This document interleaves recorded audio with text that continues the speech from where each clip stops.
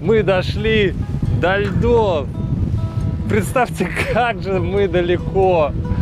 Сейчас лето, но при этом в море вокруг нас льды. А еще на этих льдах могут быть животные, моржи, медведь. И там где-то на горизонте уже виднеется остров Врангеля, наша самая желанная точка, до которой мы должны дойти и вам все показать. Привет, океан, пролитые чернила из наших ран выплывут киты.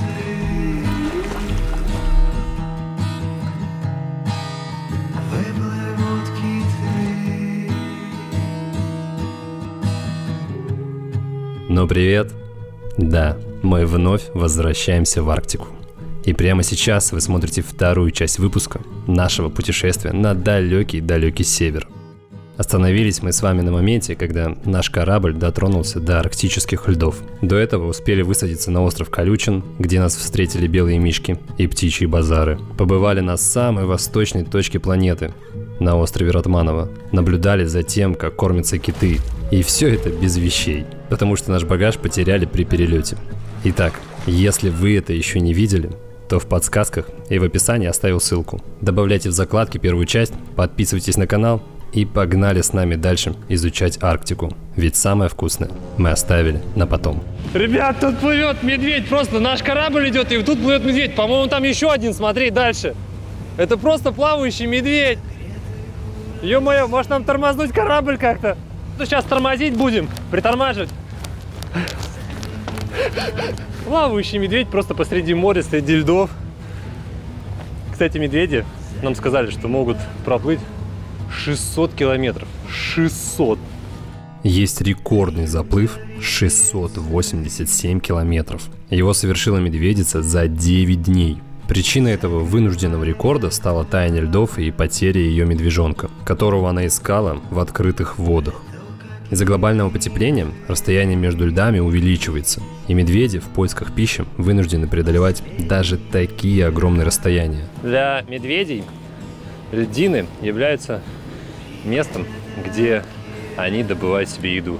А питаются они моржами, морскими зайцами, нерпой и другими водоплавающими млекопитающими. Да-да, полярный мишка плотоядный. И мы еще не раз поговорим о нем в этом выпуске. Так что для них вот это дикое условие, как нам кажется, на самом деле место обитания. Придержи медведя пока. А за что его держать? За хвост или за что? Придерживай медведя. Помимо медведей, в этом выпуске мы увидим с вами остров Врангеля. Будем искать на нем овцебыков. О, кстати, вот. Вот оно, свеженькое, кстати. Овцебык, нам туда. Пообщаемся с теми, кто живет на острове безвылазно годами. А сколько здесь человек может жить? Ну, здесь вообще, сколько придется, можно на полу положить, короче. Но, Ого, тут у во всяком случае, даже джакузи есть. Да. Поговорим о непростой теме, как китобойный промысел. Добывая, продаете мясо или только в селе остается, оно едят? Это в селе остается.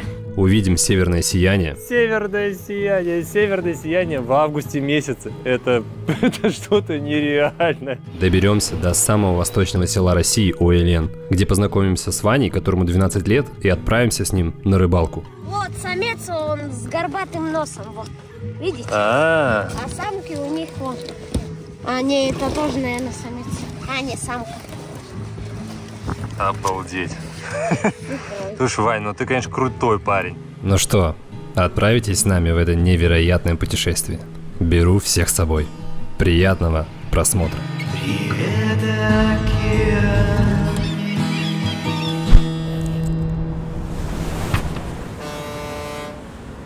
Хочу сделать небольшой анонс.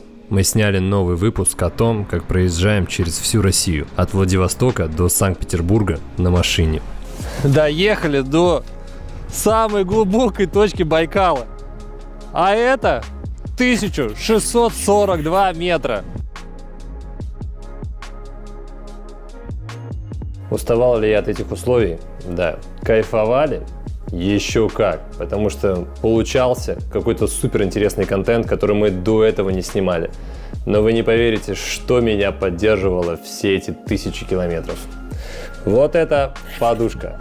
Подушка Blue Sleep. Да, она проехала со мной несколько тысяч километров. На самом деле, хочу от души вам порекомендовать вот эту анатомическую подушку Blue Sleep. Купил ее на Мегамаркете, уже протестил. Раньше у меня в путешествиях всегда возникали проблемы с шеей. А с этой подушечкой проблема исчезла. Она обладает эффектом терморегуляции, гипоаллергенна и, главное, отлично поддерживает шею. А еще в ней антибактериальная пропитка, что очень актуально в автопутешествиях. Но еще после путешествия вот так вот приехал домой, сниму чехол, постираю его, и все. Нереально удобно. А еще, пока я находился далеко от дома, эти подушки связывали нас с Викой. Одна спасает меня в путешествиях, а на второй дома спит моя Вика и наслаждается пружинным матрасом Дельта. Отличное сочетание, чтобы восстановить силы и зарядиться энергией. При покупке продукции Blue Sleep от 1500 рублей на Мегамаркете вы получаете скидку 500 рублей с промокодом REST500, а также сейчас повышенный кэшбэк. За покупку 2 подушек мне вернулось 30%, а это 1500 бонусов. Сбер, спасибо.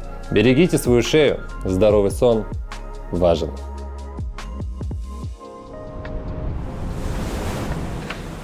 Ребята, мы добрались. Остров Врангеля.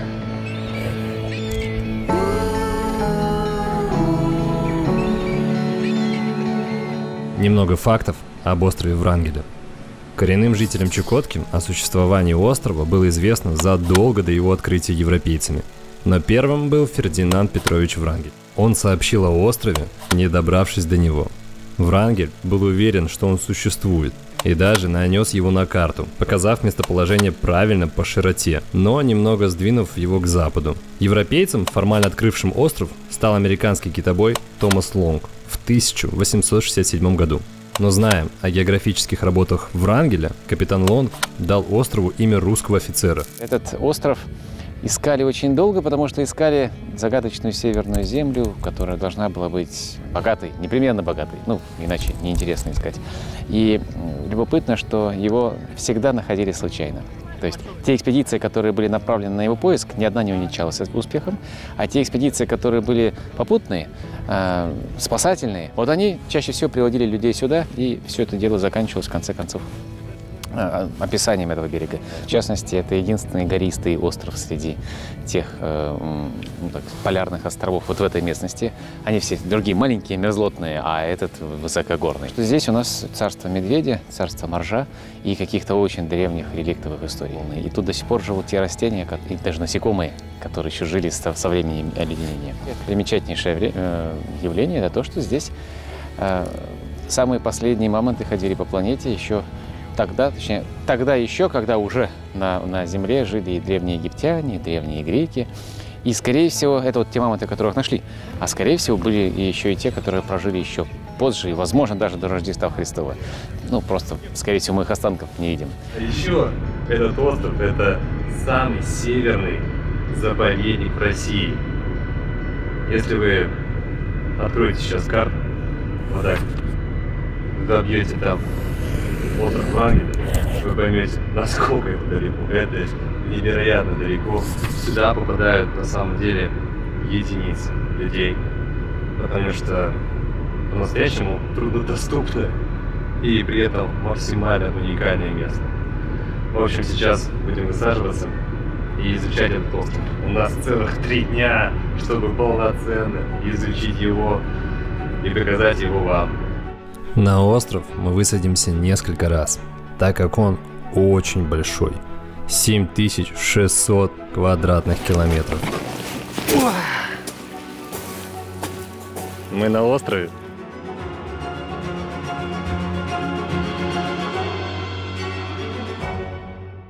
Офигеть, какая прозрачная вода. Я что-то даже не думал, что на севере может быть настолько прозрачное море. Если бы непогодные условия, здесь можно было бы хорошо так проводить свои отпуска.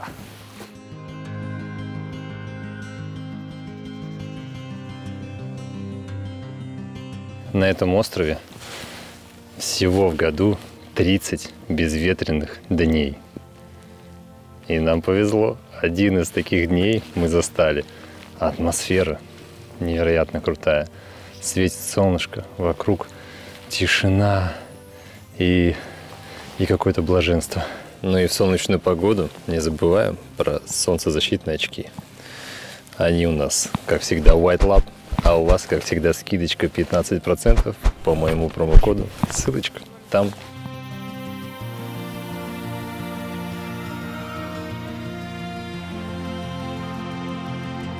На первый взгляд, такая вот северная природа, очень аскетичная. Ничего нету, ни деревьев, просто вот сплошная земля.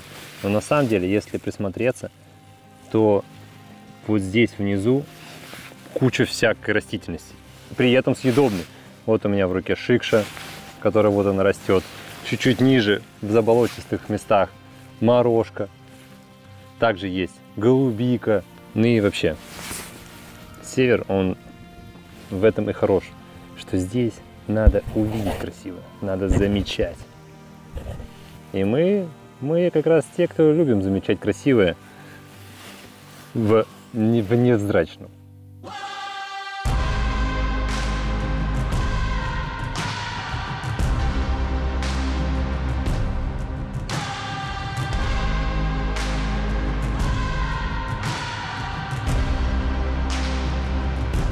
Сейчас пойдем в небольшой хайк. Ну как хайк, трек на 10 километров в поисках медведей, овцы, быков и моржей. Опасность белых медведей, насколько она велика? Огромная. Опасность, это белый медведь, это вообще как бы эволюционная такая созданная машина смерти. Он максимально заточен на то, чтобы вот убивать. Это там, допустим, в отличие от бурого, да, это практически там стопроцентный плотоядный хищник, поэтому очень опасно.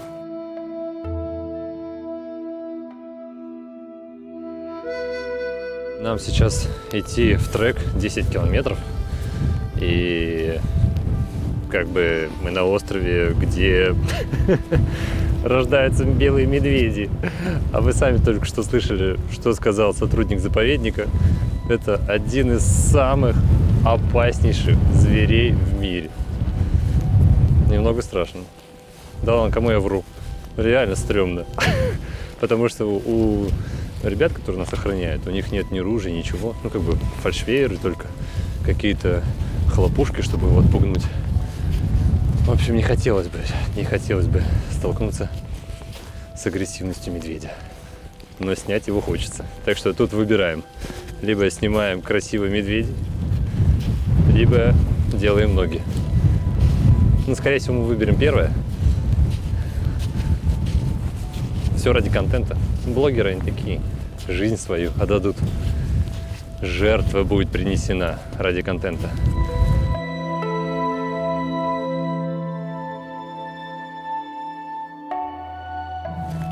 На острове Врангеля, помимо белых медведей, которые тут в огромном количестве, также обитают овцы-быки.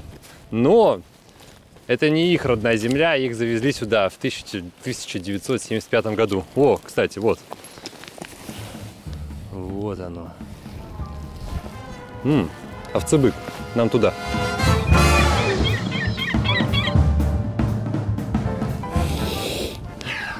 Овцы-быки точно где-то рядом. Что? Предки овцы-быка говорят, что они где-то рядом. Нам туда. Мы приложили все усилия, прошли много километров, но овцы-быка не нашли. Мой нюх и даже мой вкус меня подвели. Но я не расстраиваюсь. Впереди еще много всего классного. Сами овцебыки в количестве 20 штук были завезены сюда с острова Нунивак, это у берегов Аляски, и с тех пор размножились. Сейчас их численность составляет около 1000 особей. Вполне вероятно, они просто ушли вглубь острова, куда, к сожалению, нам не удалось попасть. Поэтому мы встретили лишь признаки их жизнедеятельности.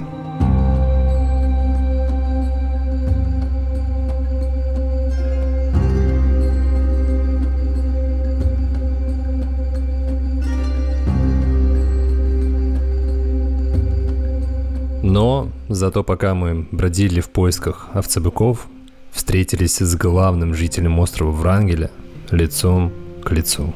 Сейчас мы идем такой сплоченной группой и пытаемся обойти его, чтобы он, собственно, на нас не пошел. Надо идти сплоченной группой, чтобы медведь со стороны подумал, что мы что-то огромное и большое, потому что у него зрение плохое, а больших объектов боится. Морально выдавливаем медведя. Показываем, кто тут сильнейший. Лёг. Так, смотрит на нас. Так, что за фигня происходит? Пошел. Давай.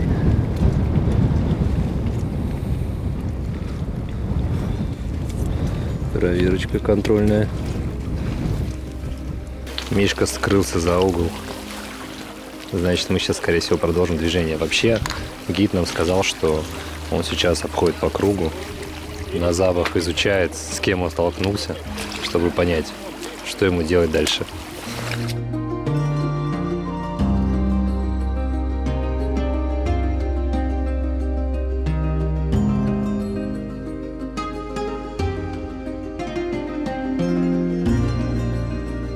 В прошлом году он также тут постоянно бродил. Но здесь люди жили, а он бродил.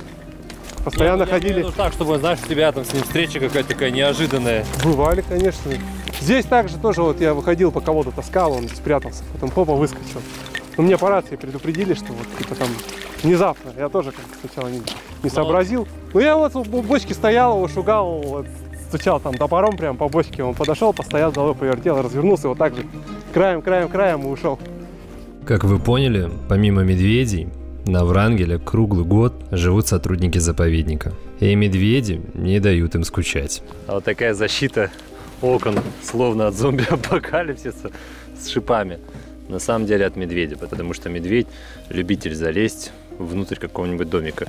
По острову колючен, вы уже понимаете, что потом его оттуда будет не вытащить. Мощнейшая защита. Со стороны выглядит реально, как будто зомби-апокалипсис на острове происходит. Медведей очень привлекают запахи. Зрение у них плохое, но вот запах они могут учуять аж за 3 километра. И чтобы достичь желаемого, готовы на все. Выбивают окна. Бывали случаи, что даже выдирали брус из дома. У них заложена именно программа поведения такая пищевая, что он ищет любые источники пищи, потенциальные даже. Плюс еще тоже память. Он один раз, если где-то понюхал, что-то заинтересовало, он обязательно придет проверить. Даже на следующий год может прийти проверить. Мы их только прогоняем, они опять туда приходят. Прогоняем, опять приходят. Потом машины отгоняли. Они выбегают, потом вроде успокоится, опять залазит. Мы в итоге заколотили все окна, все двери. Там никто не живет в этом доме, все равно. Вот шипами все сделали. Они туда лезть перестали, ну не разрывали ничего уже. Но приходили, перед домом ложились. Вот что, вот место понравилось, ему все. Кстати, некоторые люди тоже чем-то на медведей похожи. Такой же упертостью в ситуациях, когда у них есть мечта, и ради которой они готовы жить на краю земли, просто потому что им тут нравится. Ну а тебе самому нравится здесь? Да. У меня как бы была мечта с детства еще сюда попасть. Подожди, серьезно? Серьезно. Я еще в школе узнал просто Врангеля, буквально в начальных классах на уроке природоведения начал интересоваться. А что тебя привлекло сюда именно попасть? Ну, просто романтика арктическая. Вот мне как бы Арктика с детства нравилась. Все вот эти условия суровые, такие зимние. Потом животные интересные. Вот белые медведи тоже интерес к ним был у меня с детства. У меня вообще была мечта выучиться на биолога, сюда белых медведей приехать изучать.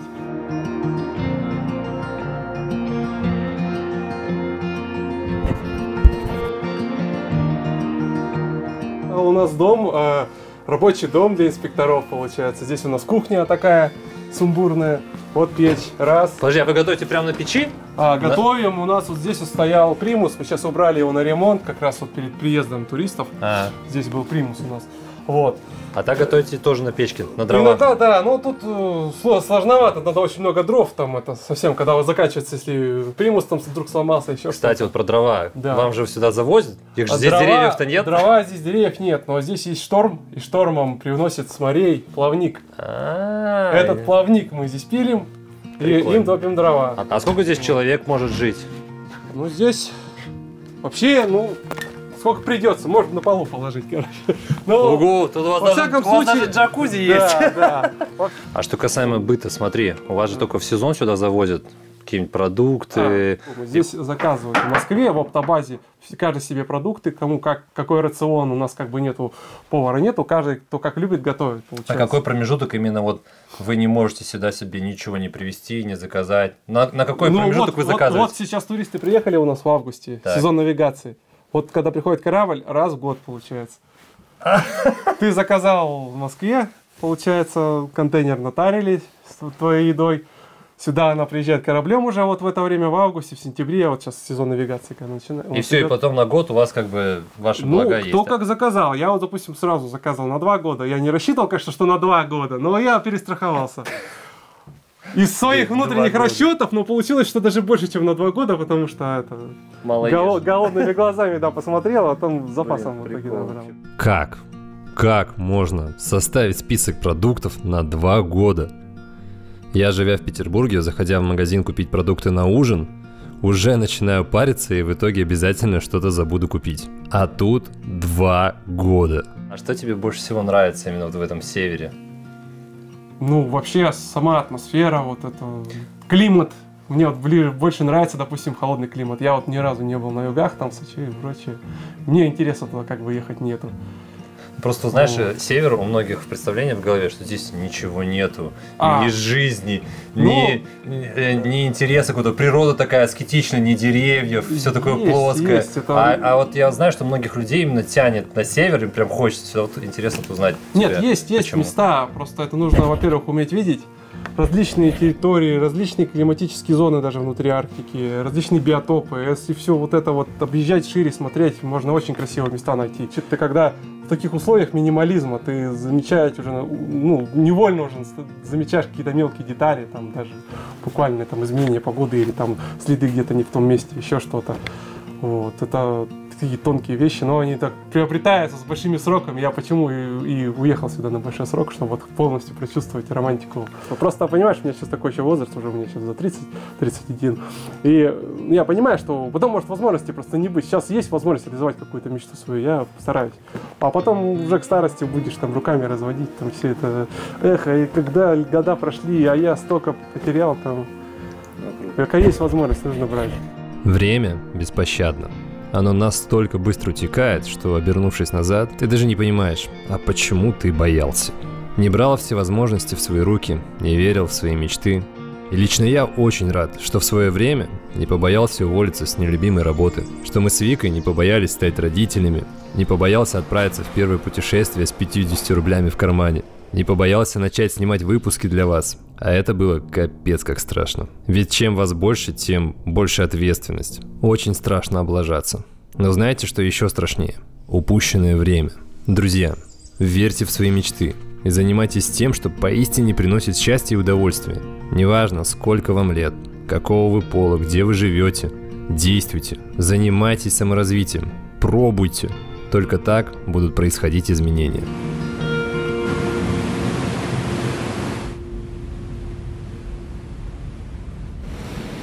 Отошли немного от острова Врангеля и дошли до еще одного невероятного острова, называется он Геральда. И сейчас попали в какой-то космический свет. При этом, как видите, сверху немного припорошило снегом, там стелется туман, снизу плавают льды. Что происходит? Нереально красиво.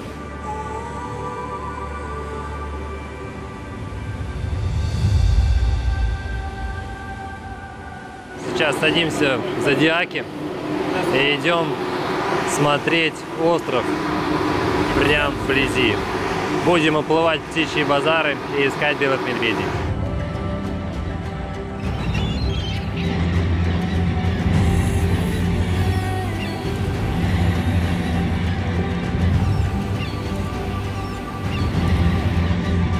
Вот они, наблюдатели за медведями.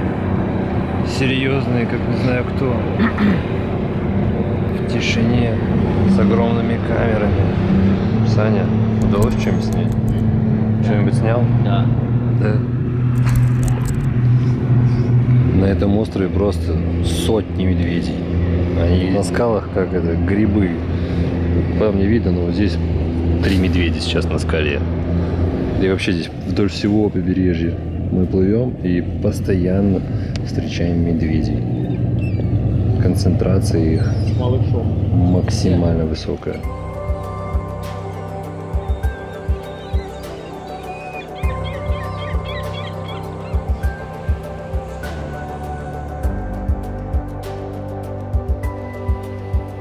Вы, возможно, заметили, я стал тише говорить на камеру. И моторы у лодок работают на минимальных оборотах. Это все для того, чтобы подкрасться к медведям максимально близко и снять их для вас. А также ради безопасности самих медведей. Да-да, не нашей безопасности, а именно медведей. Всегда важно помнить, что мы находимся на территории заповедника. Например, белый вид – редкий вид, исчезающий вид.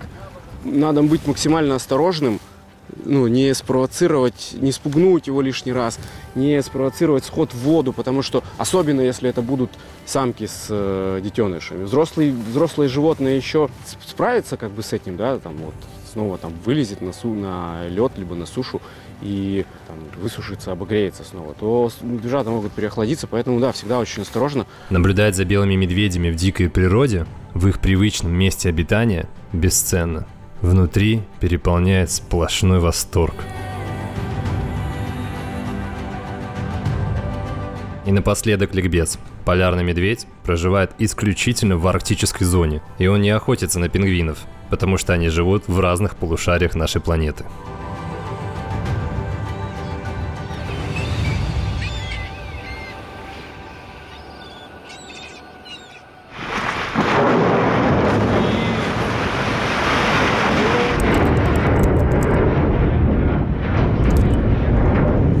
У нас тут ледовая нагрузка какая-то неимоверная во все стороны, до горизонта все во льдах.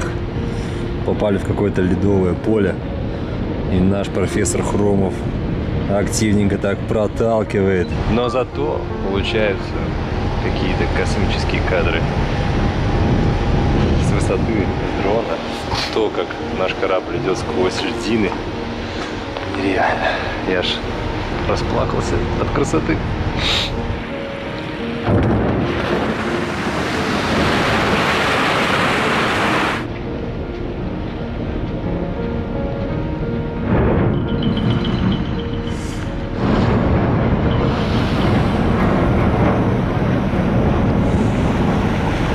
Я впервые в жизни наблюдаю за тем, как корабль проходит сквозь льды. В некоторые моменты действительно жутко от звуков, а иногда это происходило и ночью. Но помощник капитана нас уверил, что тут бояться нечего. Судно ледового класса предназначено для хождения во льдах до 1–1,5 метра толщины. Оно не является ледоколом, то есть мы льды не колем, а именно стараемся их либо растолкать, либо обойти сторонами, то есть маневрировать вокруг, как мы сейчас в этом рейсе. А особенности хождения в северных морях именно по северу в том плане, что океан очень мелкий по отношению к остальным. И как таковых штормов здесь крайне редко они встречаются. И главная здесь трудность – это льды. Как вы убедились за этот рейс. Поэтому здесь в основном от штурмана требуется только умение вовремя распознать льды. Посмотрите просто, как льдины закручиваются, закручиваются от того, как Хромов его толкает. Ледовый водоворот. Обалдеть.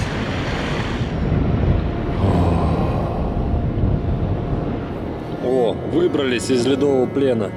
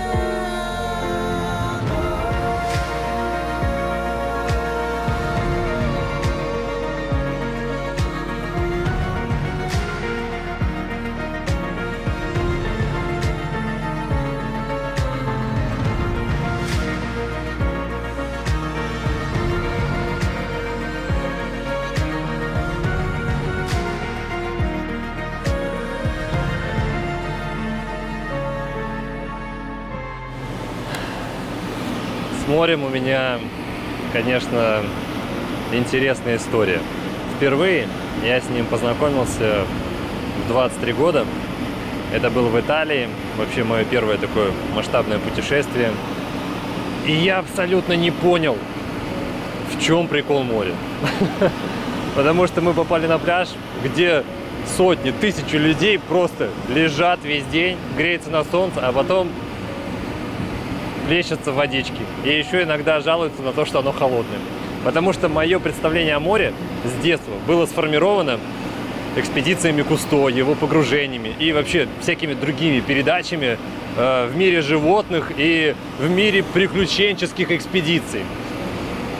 И поэтому для меня это было неким разочарованием. И долгое время я просто исключал морские путешествия. А потом я познакомился с севером. Оказался на Кольском, оказался на Камчатке. И я понял, что в море, в настоящем Северном море, хранится моя любовь к нему. Здесь я прям раскрыл внутри себя эту любовь к таким природным местам. Чукотка окончательно вбила гвоздь в мою любовь к северной природе. Море плюс горы. Это не описать. Не описать, что творится внутри меня, когда я тут оказываюсь. Я испытываю невероятное удовольствие от того, что происходит вокруг меня. А еще именно вот в таких морях видишь настоящую дикую нетронутую природу. Вокруг тебя киты, моржи, медведи, которые ходят по побережью, куча различных рыб, птиц. Север меняет людей. Так что, ребят, если вы тоже не любите море, вам надо просто оказаться на севере, в северных морях, где-нибудь в настоящей экспедиции.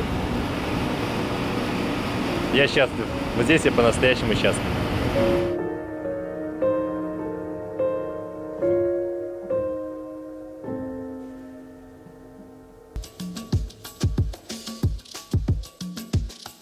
В такие уникальные экспедиции по Дальнему Востоку на самом деле может попасть любой желающий. Мы уже второй год ходим по морям и океанам с Vasta Expeditions, и вы присоединяйтесь. К сожалению, на предстоящий 24 год арктическая часть круиза полный солд-аут. Но еще остались места на другие отрезки. Например, можно пройти по всем Курильским островам, попасть на Командоры или пройти от Сахалина до Владивостока. Ссылку на подробности оставил в описании. И пару слов про того, без которого такие экспедиции были бы невозможны. Профессор Хромов. Несмотря на суровые внешние условия и труднодоступность мест, на судне полный комфорт и уют. Наш профессор Хромов состоит из 5 палуб. Сейчас покажем вам каждую палубу и расскажем, что там. Начнем с самого дна. Пойдем.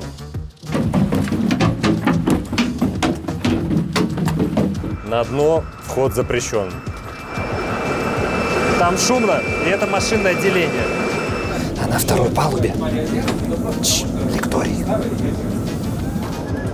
Также прачечная и сауна с веселой компанией. Идем по нарастающей, и мы попадаем на 3-ю палубу. А это наша палуба. Здесь наши каюты. Вообще, кстати, каюты, уровень каюты от уровни палубы. Чем выше палуба, тем уровень каюты выше. Наш уровень на 3. Но зато на 3-й палубе мы ближе всего к еде. Вот так выходим из нашего номера, и здесь сразу же трапезная. Помощь нужна вам? Если что, я могу посуду даже помыть. Перебираемся выше. 4-я палуба. И здесь расположились счастливчики по жизни. Те, кто учились на 4-ке, и у них уже каюты получше, чем наши. Но благами 4-й палубы мы тоже пользуемся. Здесь, например, у нас медпункт, а дальше по коридору бар. Ну что, Сань, как дела? Нормально? Хорошо. Че, как киты? Нормально. Давай 5. Давай. В баре у нас безлимитный кофе. И вот здесь видно потому, как люди пользуются безлимиткой. Если что, это все я выпил. И последняя палуба богов. Здесь расположился капитан и люди, у которых очень много денег.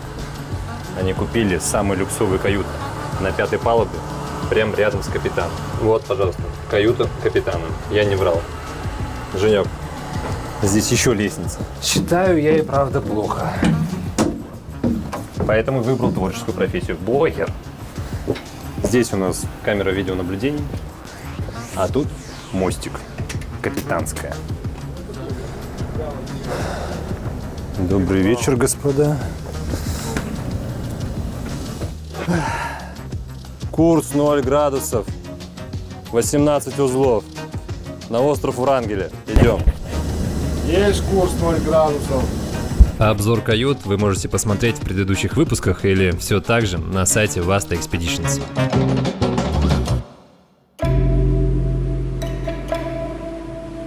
Помимо диких животных, птиц, китов, на таком далеком севере традиционно живут удивительные люди. Чукчи, эскимосы. Они до сих пор занимаются традиционным промыслом, охотой на моржа или кита, косторезные мастерские. Живут в таких местах, куда попасть-то, если захочешь, не так и просто. И вот один из поселков, который мы посетили. Один из самых далеких поселков, самый восточный поселок. Более того, это самый восточный поселок Евразии. Уэлен. Мы сейчас тут высадились и покажем вам основные особенности жизни именно в таких удаленных местах. Потому что помимо того, что это восток, это еще очень далекий север. И здесь есть много особенностей. Транспортная доступность. И она полностью зависит от удачи. А точнее от погодной обстановки, которая здесь максимально нестабильная. Можно добраться по воде или на вертолете от другого ближайшего поселка, Лаврентия. Ближайшее это, конечно, условно. В зимнее время еще можно на снегоходе пробраться. Здесь вечная мерзлота. И поэтому все дома стоят на вот таких куриных ножках. И, естественно, земля абсолютно неплодородная.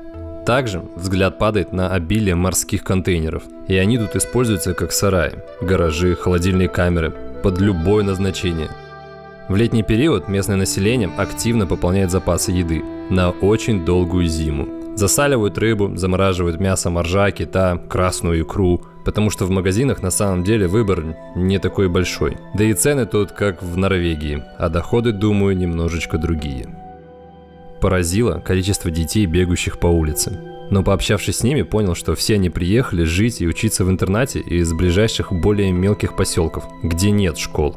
И они спокойно могут по полгода, а может быть даже и год, жить здесь без родителей. Полетели! Как быстро! Там должны киты. Я их развлек полетами на дроне и даже дал немного поуправлять. Это вниз. Вот, это поворот в бок. Вот. Этот прямо лететь. Контент пушку снимает. Ну и последнее. Само расположение поселка удивительное.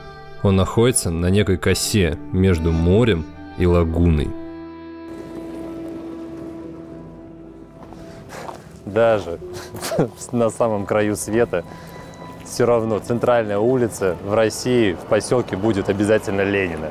И вот эта улица Ленина.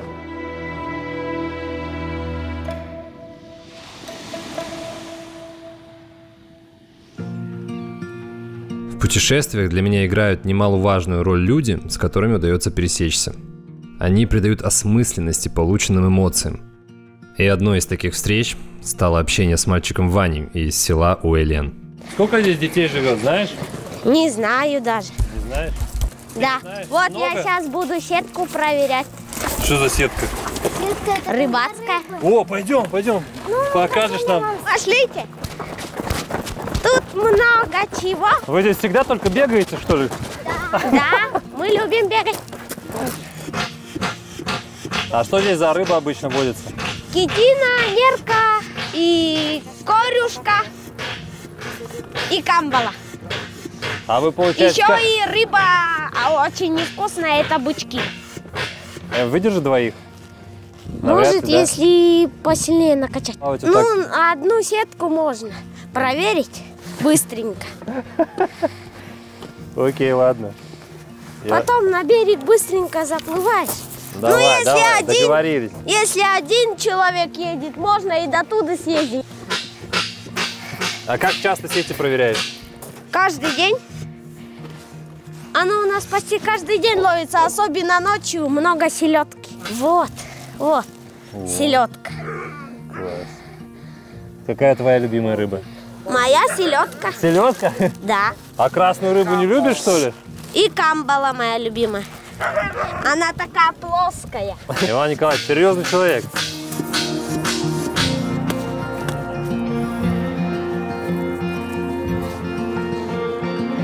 Как тебе здесь живется вообще? Отлично. Икру ем. Да, рыбью. Она очень вкусная. Что нужно делать?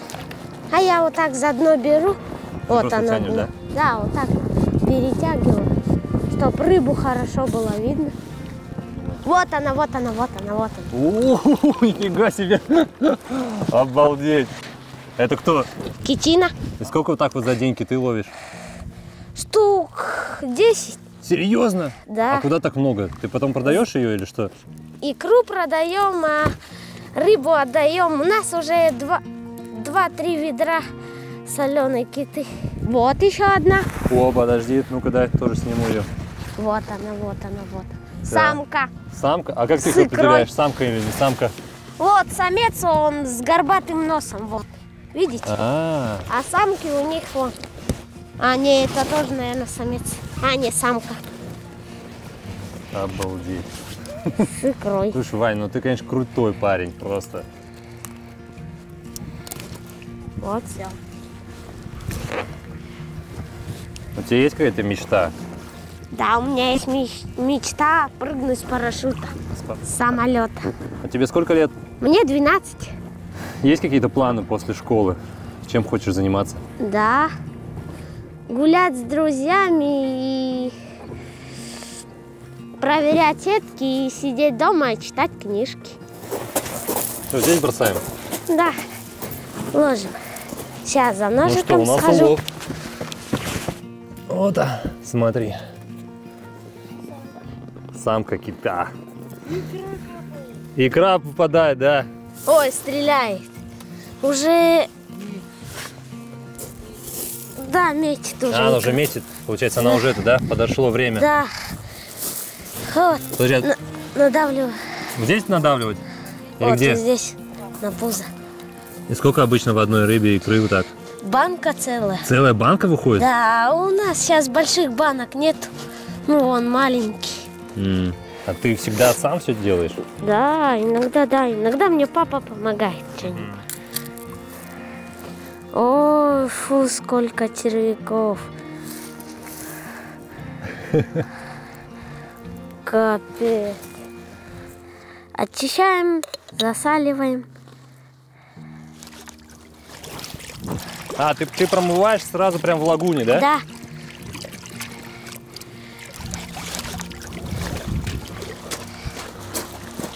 Соленая уже. Это уже заготовленное, да? Да, заготовлено. Спасибо большое. Ладно, кое-что подарить. Это фонарь налобный. Он, кстати, очень крутой. Прицел. Вот. Он, получается, у него 3 режима. Здесь раз, 2 и самый яркий. Вот. Здесь кнопка нажимается. Налобный. Вот. Давай, удачи тебе. Все. Спасибо тебе за классный рассказ и рыбы. Все, давай. Пока. Спасибо, до свидания. Давай, пока. Высадились в поселке без каких-либо ожиданий. А уходим отсюда с таким приятным осадком внутри. Здесь такие дети, они прям вот открытые, они по-другому мыслят, они не городские, они к тебе подходят, рассказывают сами. И вот этот сюжет, который у нас получился с Ваней, я уверен, я запомню его просто навсегда. Это было так круто, атмосферно и по-настоящему. Теперь даже хочется вернуться в УЛН спустя, не знаю, лет 10-15, посмотреть, как Ваня вырос, к чему он пришел. Невероятно крутой парень. Так классно все рассказывает, показывает. И вот эта открытость местных, она прям пленила. Уезжаем с классным настроением.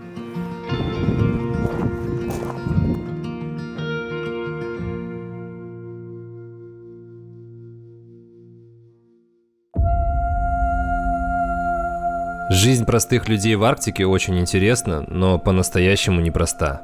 Даже с раннего детства, как видите, тут нужно уметь добывать пропитание.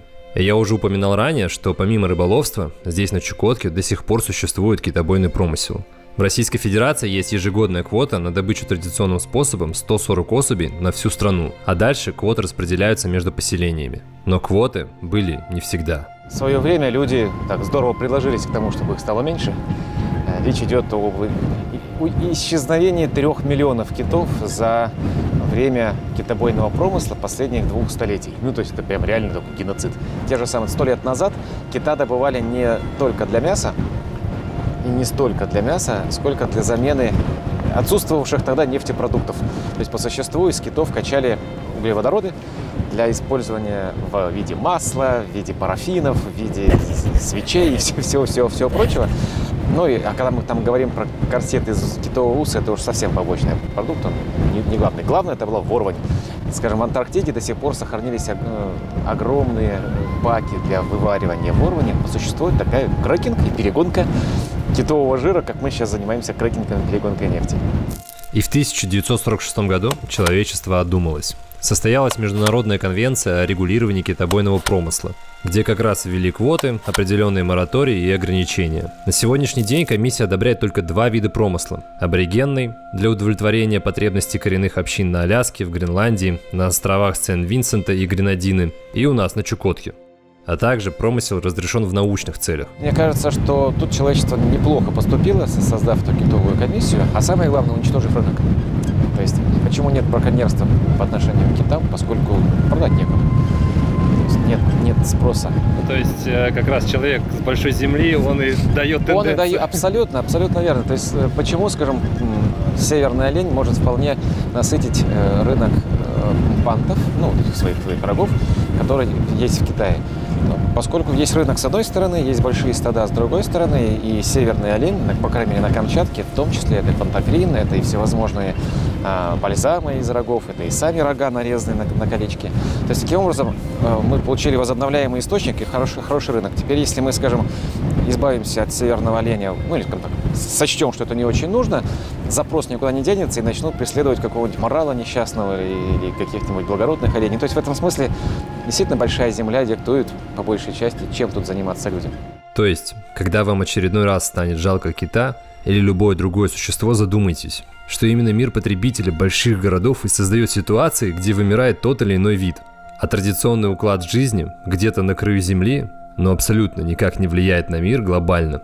А вы, добывая, продаете мясо или только в селе остается, оно едят? Это в селе остается. Это использовалось всегда эскимосами с древних времен. Это вот культура добычи морских млекопитающих, да, это оно развивалось на протяжении тысячелетий. Сейчас у нас эту культуру перенимают чукчи. Сейчас появились береговые чукчи. Когда мы меняем питание, у нас начинаются проблемы с пищеварением. Понимаете, вот, допустим, у меня, если начинает болеть желудок, я начинаю есть моржатину. Она мне помогает хорошо, потому что это естественное то, что мы должны принимать. Ну, во-первых, это их традиционный способ жить вот тут.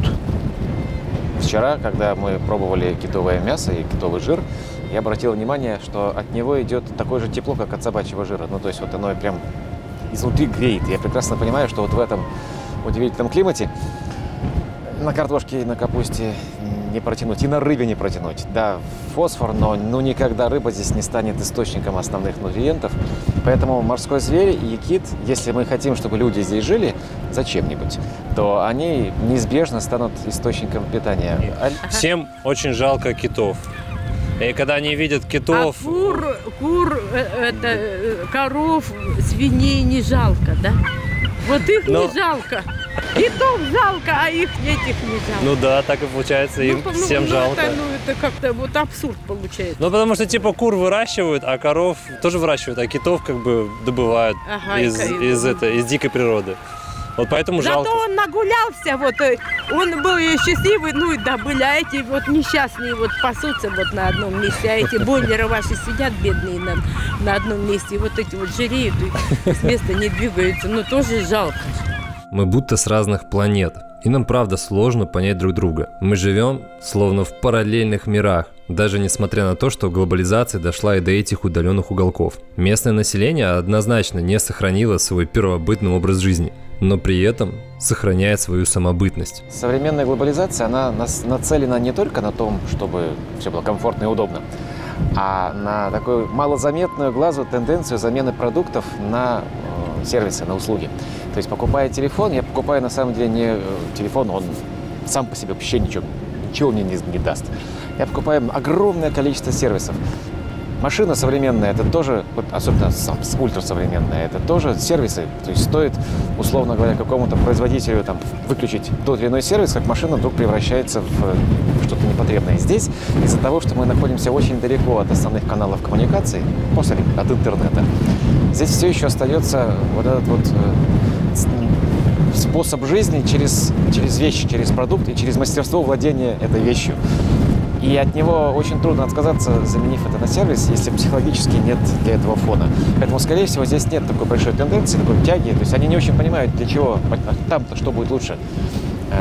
Это не означает, что это все навсегда, но если, опять же, мы смотрим за биоразнообразием моря, то также мы можем и о культурном разнообразии тоже говорить, что человечество во всем своем разнообразии богато именно тем, что мы все разные. Так что то, что здесь возникают поселки и уже современные, красивые, и там города такие, как Канада, не исключает того, что здесь остается традиционный образ мысли и жизни хозяйства. Опять мы с вами пришли к мысли о том, что все мы люди разные. Каждый со своими традициями, культурными, национальными особенностями. И чтобы нам лучше друг друга понимать, надо ставить себя на место другого. Ведь сила не в правде, а в любви к ближнему.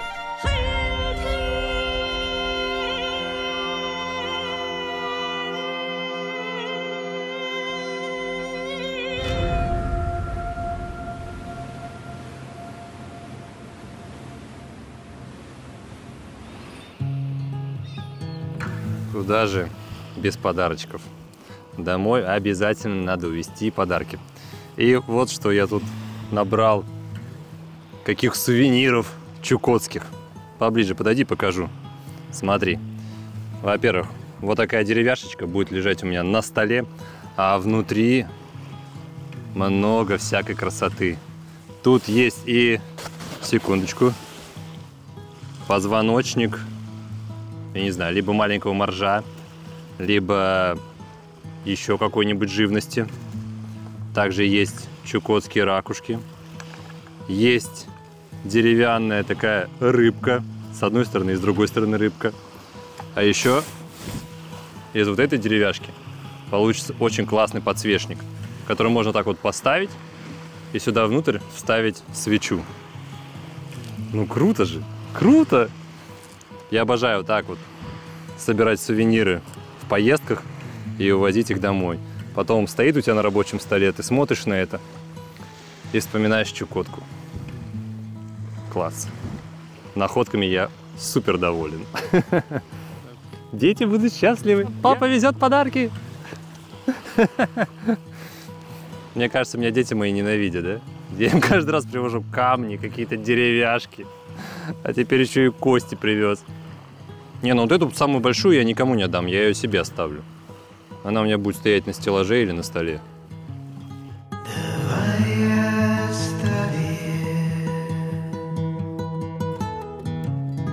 Открытыми краны, и нас унесет, и нас унесет к краю земли. Мы корабли. Заключительный вечер экспедиции был поистине волшебным. Он одарил нас потрясающим закатом. Затем вышла огромная желтая луна, а вишенкой на торте. Ребят, ну я думаю, уже сзади меня понятно, что происходит. Вообще какие-то чудеса в этом путешествии. У нас с одной стороны светит яркая луна, отражается в море, а позади меня северное сияние в августе месяце. Это что-то нереальное. Я вообще не ожидал, что это будет. Вообще от этого путешествия я не ожидал, что будет так много приключений.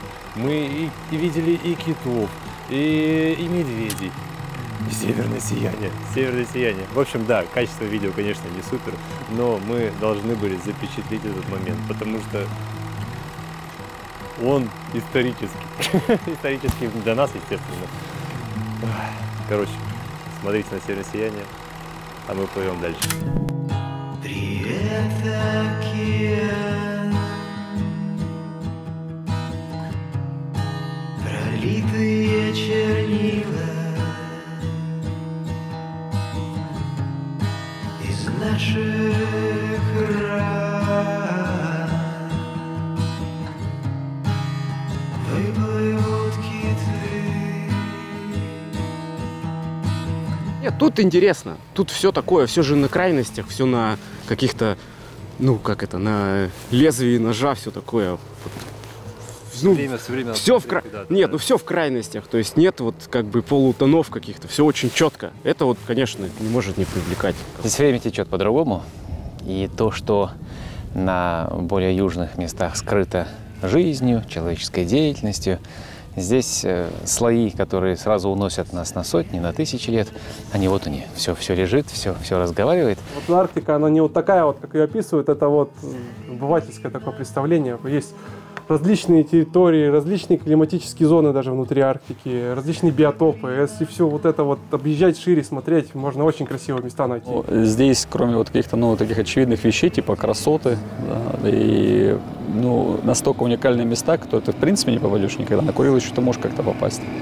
И увидеть 26 белых медведей за 2 часа, как, допустим, в этом круизе, это фантастика. То есть ты каждый раз, у тебя какая-то интрига, и ты не знаешь, что ты увидишь. То есть это может быть киты, может быть какой-то раз моржи, и медведи, и льды, и просто вот эти виды, ну, вот как вот сейчас, да, вот уж прямо вот за нами этот бэкграунд, он уникальный. То есть это, ну, это можно встретить на земле Франца Иосифа, можно встретить на Врангеле, ну, можно где-нибудь в Гренландии.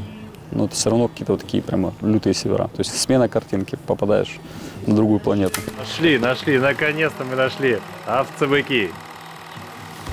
Нюх все-таки меня не подвел.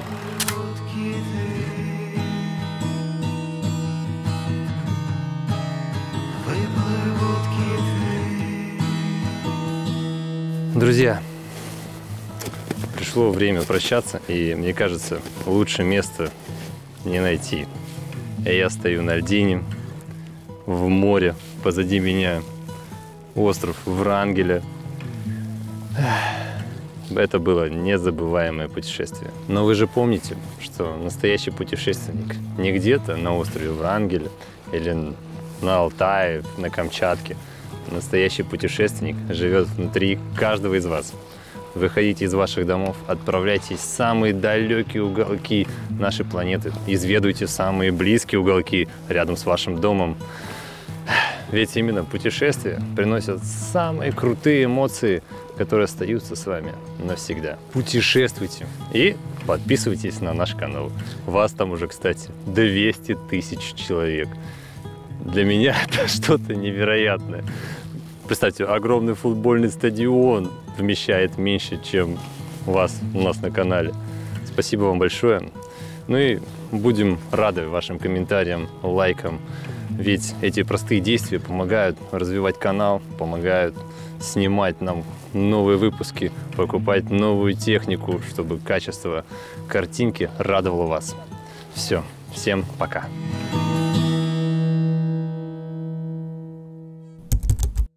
Показываю, как находки с Чукотки расположились дома. Коряга вот так вот на комодик встал прекрасно. Здесь внутри, собственно, все, что было найдено на побережье. От бивня моржа до камушек и различных костяшек. А здесь у меня на рабочем месте та самая коряга, которая должна была стать подсвечником, выполняет свою функцию. Пожалуйста. Коряга, свеча. Главное следить, чтобы она до конца не догорела. А так выглядит мой рабочий стол. Здесь записываю закадровый, а тут монтирую для вас выпуски.